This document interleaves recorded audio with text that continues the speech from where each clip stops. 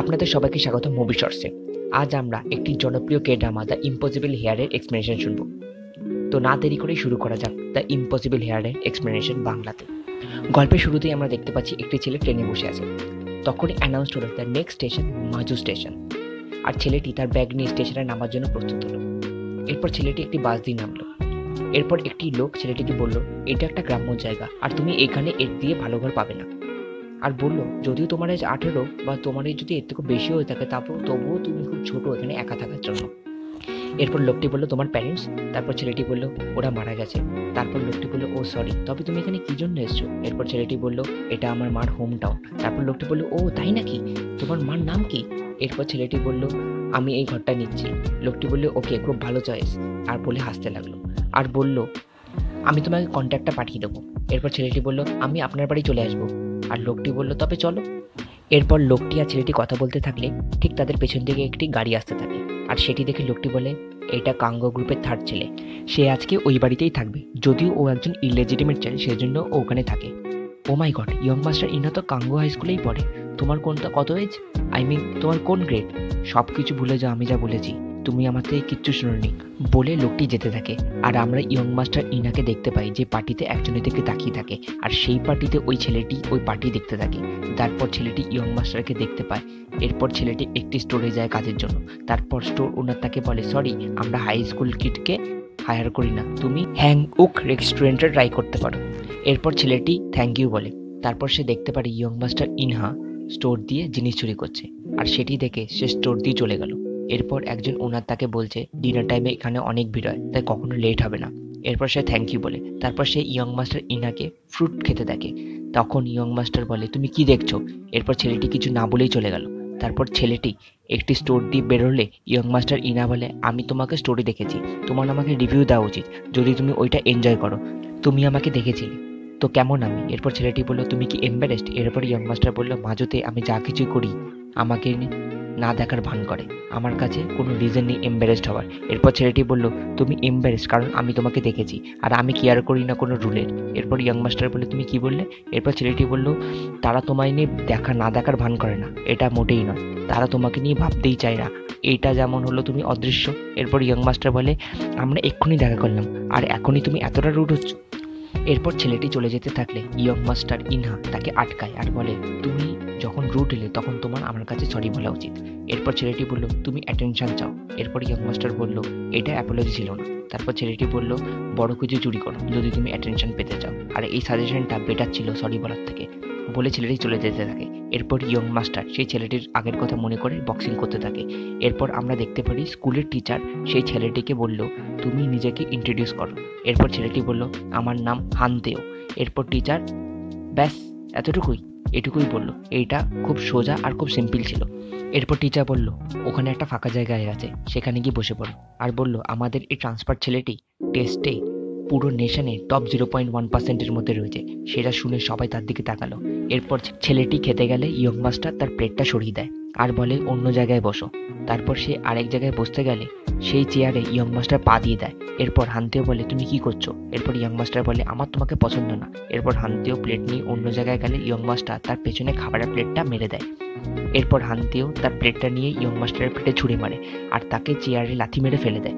Young master পড়ে গেলেই তাদের দুজনের মধ্যে মারপিট শুরু হয়ে যায়। এরপর তাদের টিচার চলে আসে আর বলে, স্টপ, তোমরা কি করছো? এরপর তারা স্কুলের ডেস্কে বসে থাকে আর ইয়ং মাস্টার হানতেওকে বলে, আমি কি এখনো অদৃশ্য? তুমি আমাকে আরেকটা সাজেশন দাও। এরপর ইয়ং মাস্টারের ফ্রেন্ড এসে বলে, হে ইনহা, তোমাকে টিচার যেতে বললো। এরপর ইনহা বলল, অদৃশ্য মানুষটা চলে যাচ্ছে আর গুড লাক। এরপর হানতেও ইনহাকে চলে যেতে দেখে। তারপর টিচার এসে হানতেওকে বলে, তুমি কেন বাড়ি যাওনি? আমি যে তোমাকে বাড়ি যেতে বলেছি এই মেসেজটা তোমাকে কেউ দেয়নি? এরপর হানতেও একটি ফোন আসে। তারপর সেই স্কুল দিয়ে দৌড়াতে থাকে। এরপর আমরা দেখতে পারি ইনহা একটি ছেলেকে বটল শুট করতে থাকে। তারপর সেই ছেলেটি বটল শুট করে ফেলে সবাই তাকে কাং ইঞ্জু বলতে থাকে। এরপর হানতেও একটি টেম্পেলের দরজা খোলে আর বলে, মা তুমি চলে যাও। এরপর আমরা তার মাকে দেখতে পাই। তারপর হানতেও চিৎকার করে বলে, এক্ষুনি চলে যাও। সেটা শুনে তার মা তার দিকে তাকায়। এরপর হান্তেও তার মাকে বাসে তুলে দেয়। তারপর আমরা একটা ফ্ল্যাশব্যাকে দেখতে পারি তার বাবা হান্তেওকে বলছে, তুমি তো জানো আমি তোমার মাকে মারবো না, সে বেঁচে থাকবে, যাও তোমার মাকে গিয়ে বলো সাবধানে থাকতে। আমি এখন জেলে আছি, কিন্তু আমার ছেলেটা তাকে খুঁজে বেড়াচ্ছে, আমি খুব শীঘ্রই তার সাথে দেখা করব, আর আমি আমার ছেলেকে খুব মিস করছি, হান্তেওকে তার বাবা তার ফোনে বলে। এরপর প্রেজেন্ট সিনে আমরা দেখতে পাই কয়েকজন ছেলে হান্তেওর মাকে খুঁজে বেড়াচ্ছে। এরপর হান্তেও একটি বক্সিং ক্লাবের সামনে দাঁড়ায়। ঠিক তারপর সেখানে কাং ইনহা এসে পড়ে আর বলে, তুমি কি এখানেই বক্সিং শিখবে নাকি আমাকে মারার জন্য? তারপর হান্তেও বলে, এরা কি শেখায় কি করে একজনকে মেরে ফেলতে হয়, আর এইটা আমার দরকার। ইনহা বলে, তুমি পাগল হয়ে গেছো। তারপর ইনহা বলে, তুমি কি চাও আমি তোমাকে এটা শেখাই? কিন্তু আমি তোমাকে শেখাবো যদি তুমি আমাকে হারাতে পারো। এরপর তারা বক্সিং এর রিংয়ে লড়তে থাকে। এরপর হান্তেও ইনহার জায়গায় তার বাবাকে কল্পনা করে আর ফ্ল্যাশব্যাকে তার বাবার অত্যাচারের কথা মনে করতে থাকে। তারপর সে ইনহার ওপর ঝাঁপিয়ে পড়ে আর তাকে মারতে থাকে। এরপর ইনহা বলে, আমি কি সে যে যাকে তুমি মারতে চাও? এরপরে বলে, আমার খিদা পেয়েছে, তুমি বার্গার খাবে? এরপর ইনহা হান্তেওকে বাড়ি ছেড়ে দেয় আর বলে, ফ্রেন্ডস? এরপর হান্তেও বলে, না। এরপর ইনহা বলে, আমি এখনো শেষ করিনি, তুমি যেগুলো বলবে আমি সেই সব কিছু শুনতে চাই না, আর আমিও তোমার ফ্রেন্ড হতে চাই না। এরপর হান্তেও চলে যেতে থাকে আর এরপর ইনহা বলে, তুমি বার্গারের টাকা দাও। এরপর স্কুলে ইনহার ফ্রেন্ড বলে, তোমার মুখে তো অনেকটা কেটে গেছে, এটা হান্তেও করেছে না? তুমি জানো ওর বাবা ওর মাকে মেরে ফেলেছে? আর তখনই হান্তেও ক্লাসরুমে ঢুক আর সবাই বলতে থাকে, ও তবে খুনির ছেলে। এরপর ইনহা বলে, তো তাতে কি হয়েছে?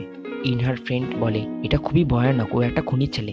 এরপর ইনহা বলে, তুমি আমার নামে এমন বলতে থাকো, আমি একজন ইলেজিটিমেট, আমি আমার বাবাকে বাবা বলে ডাকতে পারি না। তারপর তার ফ্রেন্ড বলে, এইসব কোথা থেকে আসলো? এরপর ইনহা বলে, তুমি দৌড়ো দৌড়ে সবাইকে চিল্লিয়ে বলো ইনহা একজন ইলেজিটিমেট, কেন সবাই ওকে রিজেক্ট করছে। এরপর সে বলে, তুমি কখনই তোমার মুখ বন্ধ রাখতে পারবে না, আমি একজন রিচ, আমার বাবা ডিস্ট্রিবিউশন সেন্টারের সিকিউরিটি চিফ, আর তোমার সাধারণ একজন এমপ্লয়। এরপর সে হান্তেওর কাছে গেল আর বলল, কিছু মনে করো না, আর আমরা কি ঘুরে আসতে পারি? এরপর হান্তেও বলল, আমি কিছু মনে করিনি, তুমি সেই যে ডিস্টার্ব হয়েছো, বলে চলে গেল।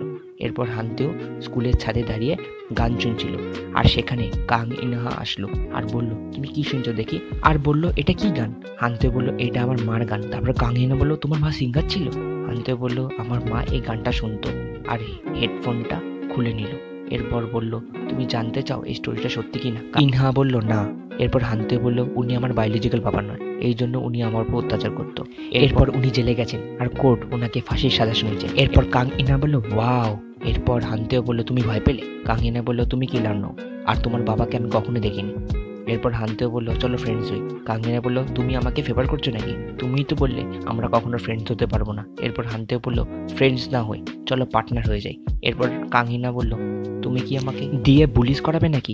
এরপর হান্তেও বলল, আমি ছোটখাটো কাজ করি না, তাই আমি তোমাকে ইউজ করব, তুমি আমার সেই রোড হবে যেটা আমাকে হেল্প করবে উঁচু জায়গায় পৌঁছাতে, আর তার বদলে আমি তোমাকে হেল্প করব তুমি যেটা চাও সেটা পেতে। এরপর কাং ইনহা বলল, সেটা কি? এরপর হান্তেও বলল, যেটা খুশি সেটাই। এরপর কাং ইনহা হাসতে হাসতে বলল, তুমি নিজেকে কি ভাবো, তোমার কাছে কি পাওয়ার আছে? টপ 0.1%, তুমি শুধু একটা স্মার্ট ছেলে। এরপর হান্তেও বলল, আমি শুধু স্মার্ট ছেলে নই, আমি হান্তেও। তুমি যে পাওয়ারের কথা বলছো এটা আমার কাছে কোনো বিগ ডিল নয়, আমার কাছে কিছু বেটার আছে, আর সেটা হলো ডেসপারেশন। এরপর কাং ইনহা বলল, এটা কি পসিবল আমার পক্ষে হ্যাংকক ইউনিভার্সিটি পৌঁছানো তোমার সাথে? এরপর হান্তেও বলল, আমি 0.1% নিশানে, এটা আমি তোমায় দিয়ে দেবো, শুধু আমাদের ডিসাইড করতে হবে আমরা কি করব আর আমরা কি করতে চাই দুজনে মিলে।